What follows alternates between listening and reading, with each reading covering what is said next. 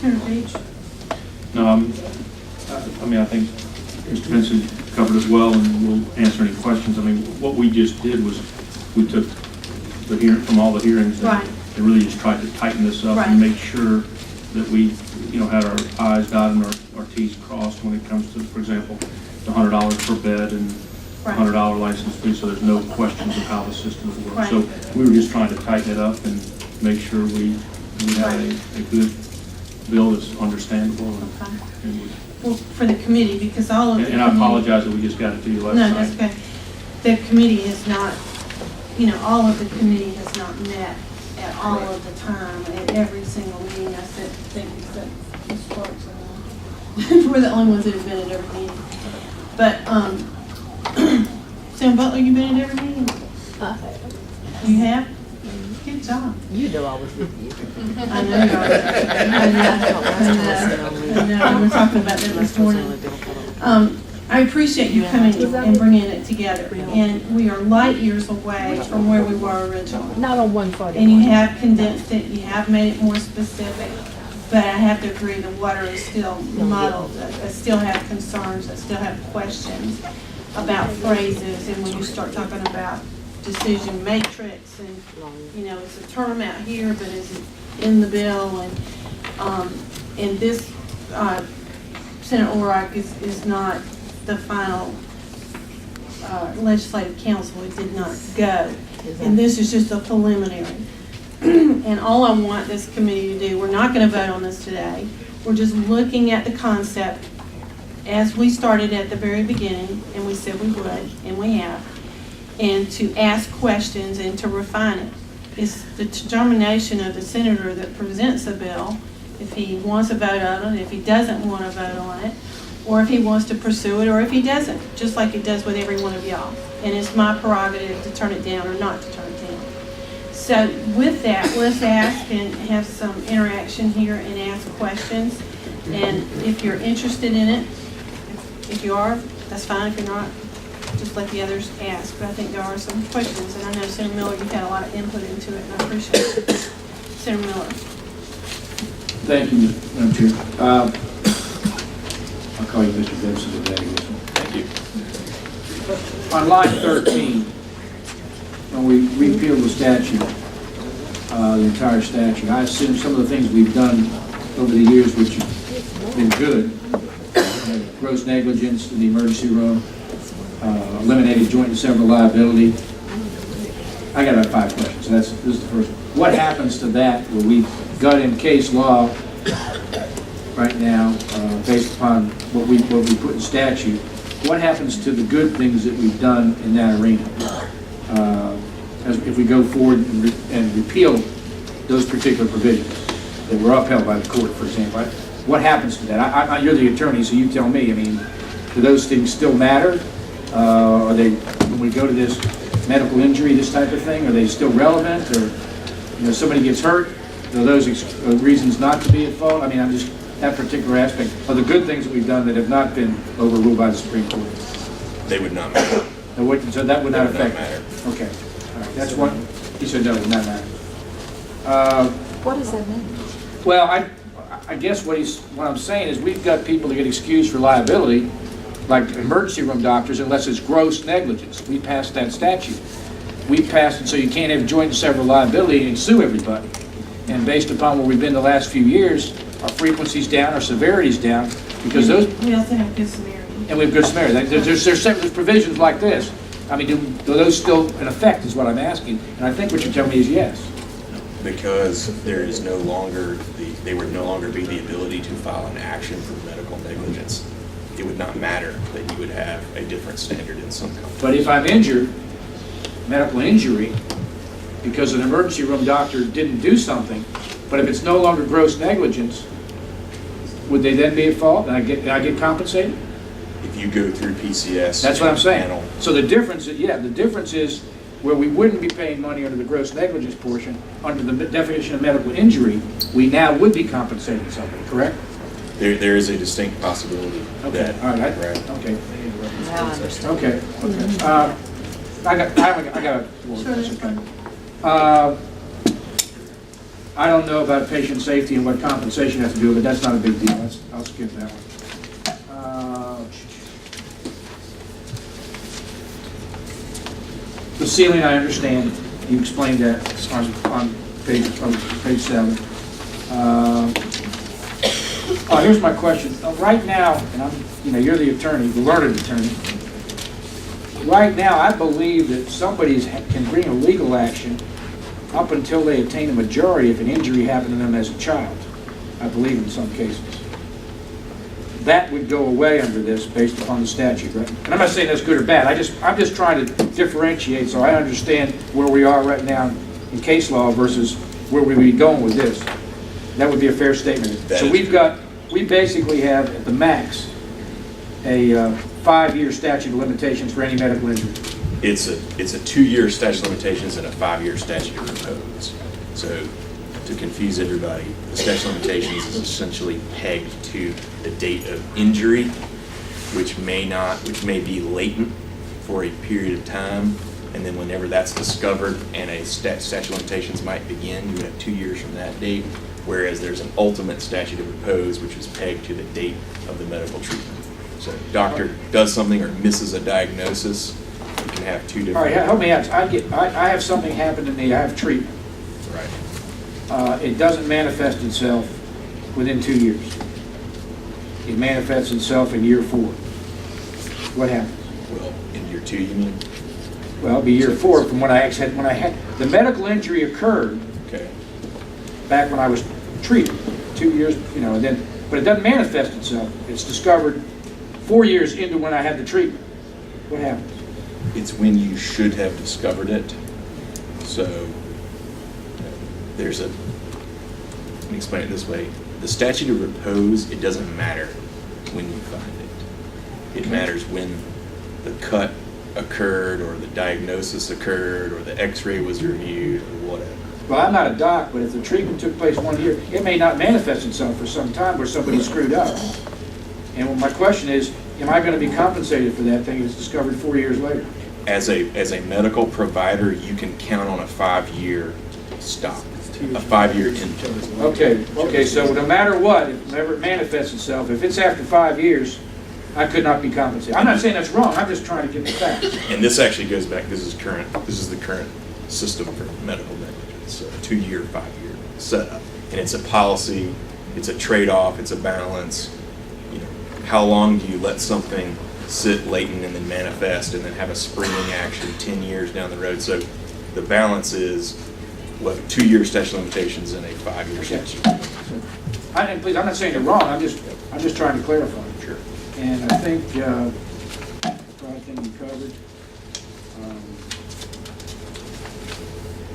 covered. One final question. I understand the no trust fund aspect, what you said on that page. Right. You've gone through these contribution rates to cover all the administrative costs. Do you have a number what this means at the end of the day, what we're talking about? I mean, I know you've set it up by specialty for the doctor, for the chiropractor, whoever. Right. But at the end of the day, is this going to make sure we've got enough money under the system for administrative costs? And if it doesn't, where do we get the money to take care of that? There are triggers in that Oh, no section? code section Okay, that's that's fine. intended to cover the cost of the system. But if we come up with short, there's a way out?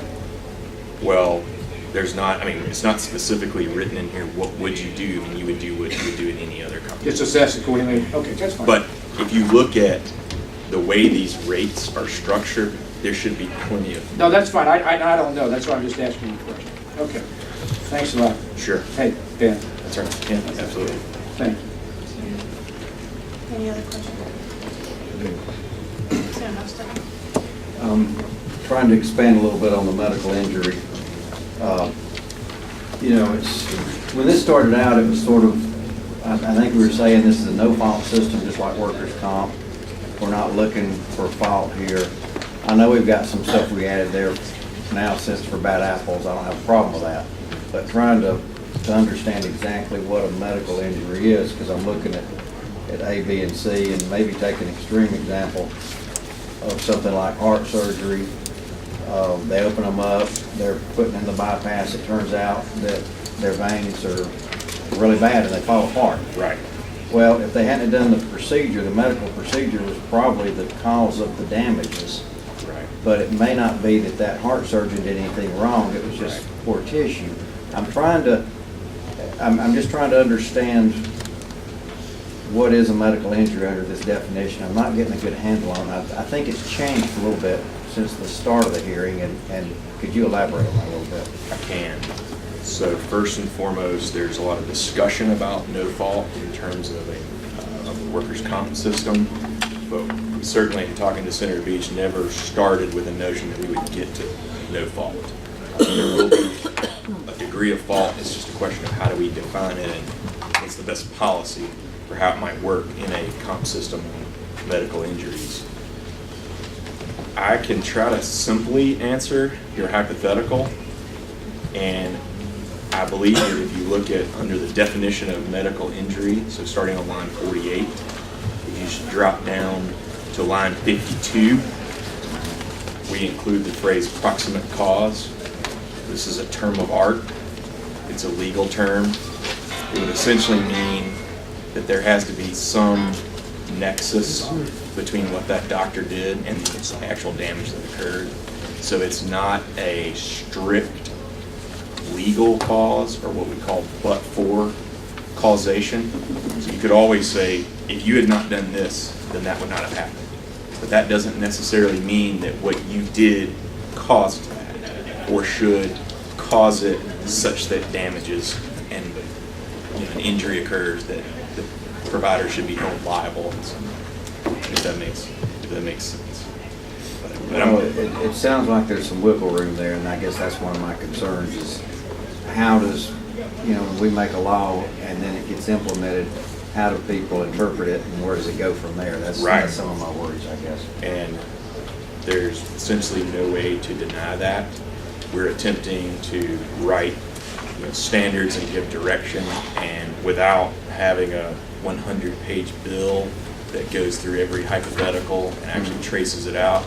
I guess part of the way I would like to answer that question is, under the current system, lawyers have been litigating these issues for hundreds of years. And so it is a very deep topic. There's a lot of case law out there. There's a lot of cases and a lot of ways to argue what happens. But if I could ask one more follow-up on this. So when we started, it was not, did somebody do something wrong, but did something happen in the operating room? Are we still saying that, or are we saying something happened due to them not living up to their medical standards, or something just happened? I mean, make sure I can understand that. The original version of the bill attempted in general terms to describe what is essentially in front of you in terms of this, and if you want me to use a different term, I can, a matrix, a definition, I'll just say that. So what I'd say to you is the intent is the same. It just seems that based on the course of discussion, it's better to put meat on the bones and actually try to write what a panel would do to determine whether a medical injury occurred or not. But the intent is the same. And he's doing what we asked him to do. But I think that's a legitimate question. As it's evolved, as the operate, the way that you're thinking actually went on this paper. right. And that matrix that you're talking That's about. exactly right. It came about in the course of discussions. When Senator Beach is sitting down and trying to explain to someone what would happen and how it would happen, it turned out that perhaps a better approach is just to write what a panel would go through, the questions that they should ask when they try to make their decision. So that's what that is. And I guess if you took it a step further, I would say when a cardiologist is sitting there trying to determine, am I going to open this person up after going and doing a cath on them, and you send it to the surgeon, is the surgeon going to take the case if it's got a 50% mortality rate or if it's got 20% or whatever? If they're gonna say they're a certain age and there's a good chance I might get in there and find poor tissue, Right. then do I just say, we're not gonna try to save your life? I mean, Right. that's the concern, I think. Right. decrementing. Right, and I would. And I that's a would- consideration, I mean, they do that right now. That's They what do I it would- every day. That's what I would do. Believe me, if you're laying there on the table, they're gonna talk about it. Senator Jackson. Thank you, Madam Chair. I just had just a small question. I'm trying to understand this. If a person had an artificial knee replaced and Have six, real knee replaced. right, you get an artificial knee and 6 years go by and he had complications from that artificial knee, and the second doctor finds some items wrong with that knee, can that person still get compensation or sue? So the easy way, well, there's of course, the way you would analyze it under the current system of medical negligence. But to answer your question, I'll look at the patient comp system over here. You have a 5-year statute of repose. So anything that the first provider did will be barred from going through PCS for comp after 5 years. Right. That's absolute. I'll also point out, if you look on the third page, And that's what I think. on line 59, we are carving out products liability. Products liability has its own world.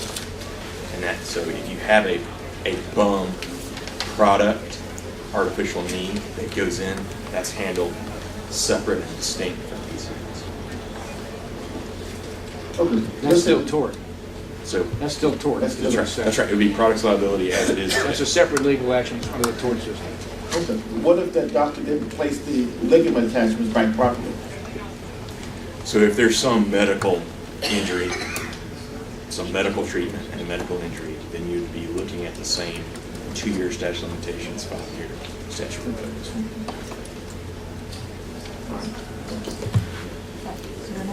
Senator Laura. Thank you, Madam Chair. I had several questions as well. Thank you for your remarks. The question of a bad actor who does, commit malpractice, and there's it's found by this new system that this bill proposes. It wasn't real clear to me how anybody has access to knowing that that's a bad actor, because it sounds like a very high standard that you set for anyone who's turned over to the national,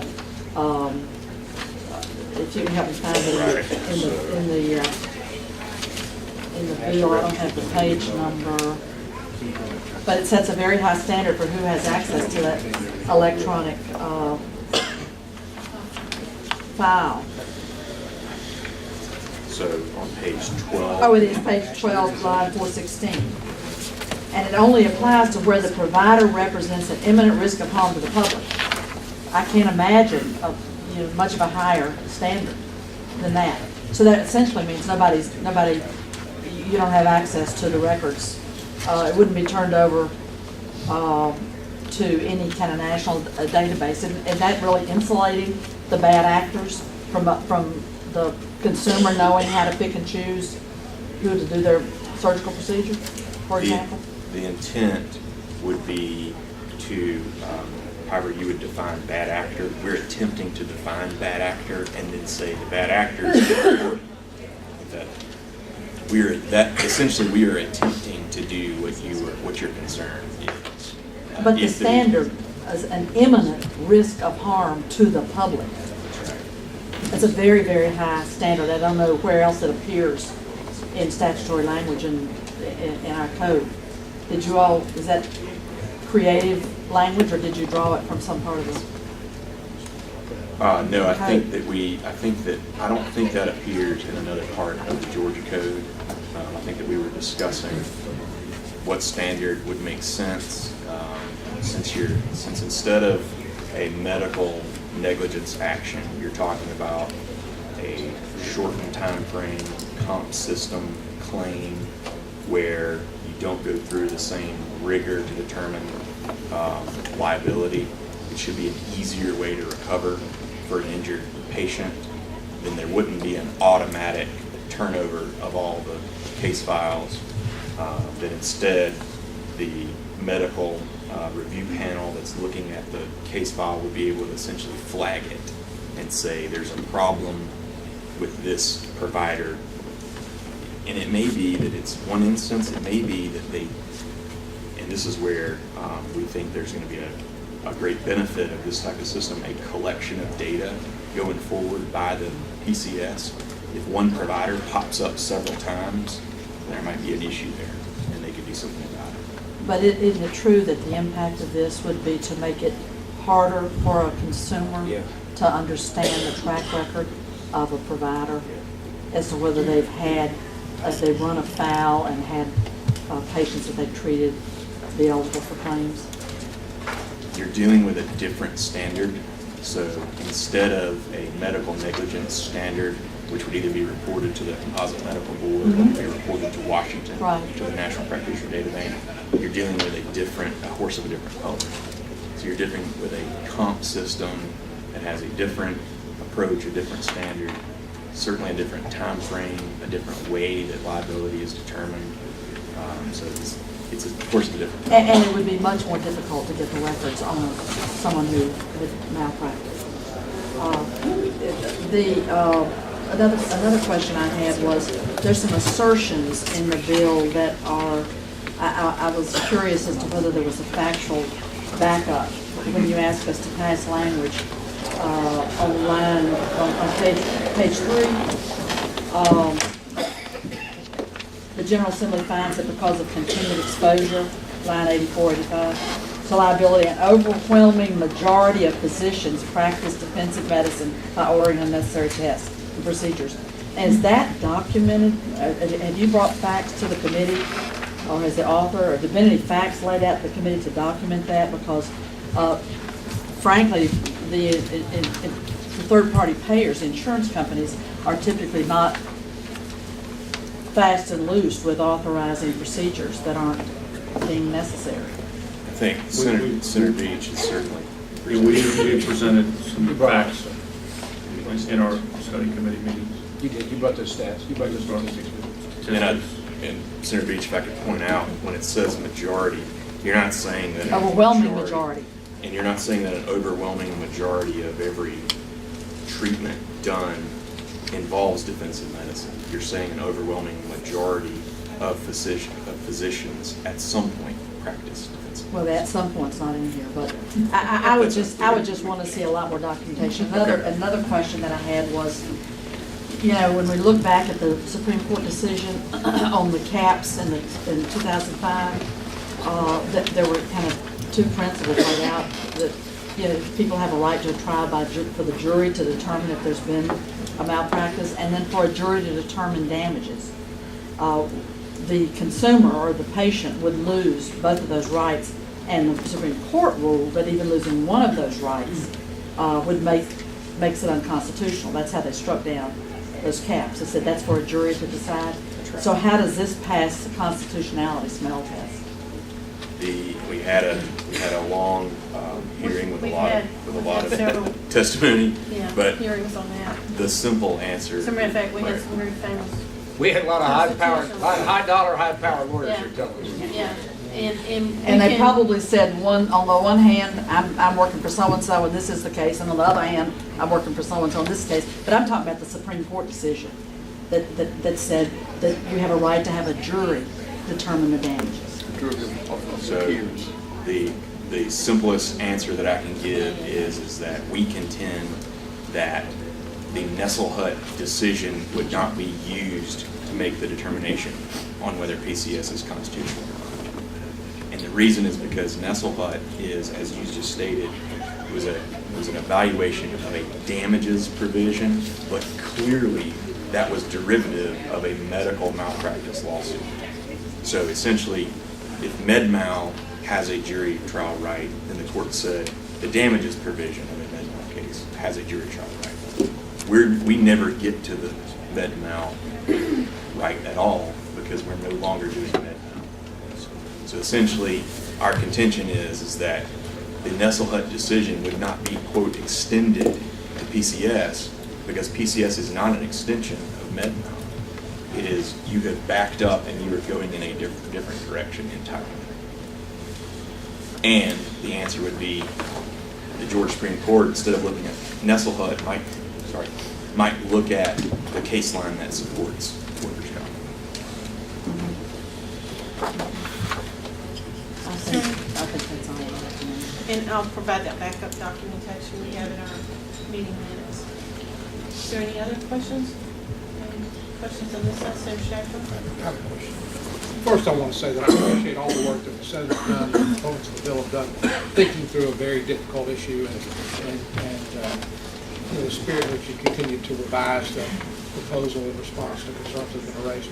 I just had, as I was reading through this, and I haven't been as faithful in attending the hearings as I should have been, and as detailed in my understanding of the bill as I should be, but on line 72 and 73, that entire paragraph deals with the definition of provider. What's intended to be accomplished by the sentence on line 72 and 73 in terms of counting unlicensed persons as providers?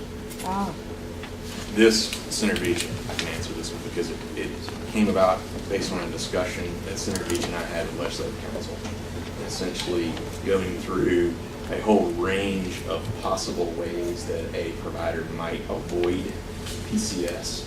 So the intent is, if we are going to try to define the universe of provider, which that then defines who would get pulled under PCS for any type of application, determination of medical injury and comp. Be careful that we don't define the universe and then allow someone who is just not licensed to avoid that universe. But would someone, for example, I'm not a medical doctor, but if I were to practice medicine without a license, would I be considered a provider under the bill? Yes. Like a faith healer? Something like that? Well, Let's say I perform medical procedures on Herbalist? somebody. An herbalist? well, let me back up. On line 73, it should be licensed. So, Well, if I'm for perform- instance, if it's, sorry. Let's say I perform surgery, and I'm not a licensed, I assume you have to be licensed. invasive You go to jail. procedure, that's right, You go to invasive jail. procedure. But if you sustain an injury, then you get compensated under this system, you That's wouldn't be able to correct. sue me? But you would have criminal prosecution for not practicing without a license, which would be a whole different. That'd be a separate thing, But there's a whole thing of alternative medicine. Would they be providers? And that's where the phrase "should be licensed" in this state. If those people are supposed to be licensed, then they'll be counted under PCS. And then I guess my second question, it follows up a question that Senator Miller raised. Would the Good Samaritan protection apply then or not? I mean, let's say I legitimately am a doctor, and you're knocked to the ground, and I come over and rescue you. Right now, I can't be sued if I make some sort of mistake to encourage me to come to your rescue. But if I made a mistake and you suffered a medical injury, would that then be recoverable or not? The easiest way to answer it is if the fact pattern was evaluated by an independent medical review panel and they went through the matrix that's in the definition right now and you met it, then you would get compensated. So the Good Samaritan exemption would not apply to the PCS system? That's correct, unless we wrote it in here. Right. There are several things that we've discussed here today. If you wrote it in there, Senator Bill? Just back to line 73, I mean, there's some language cleanups. It says should be licensed, it should probably really state is required to be licensed, if that's the real intent. Because otherwise, there's a lot of things we should do, but Right. there's not a whole lot of things we're required to do. that's a good catch. I appreciate that. I spend time with you. All right, any other questions for review or anything you would like included in the final report? Are there any statements? Any other, Senator? I have one. Senator Miller? I think Senator Beach done a lot of work on this bill, and I've emphasized it, except for the one hearing I missed, that the fact that we do, with the medical malpractice situation, based upon the numbers and such we saw, that we really need to be examining the cost of premiums and ultimately what people are paying for this type of insurance. And that in light of that, we do have, it seemed to be improved data, how we're doing, thanks to the stuff we've passed in the past, that I hope that's taken into account as we go forward for our providers.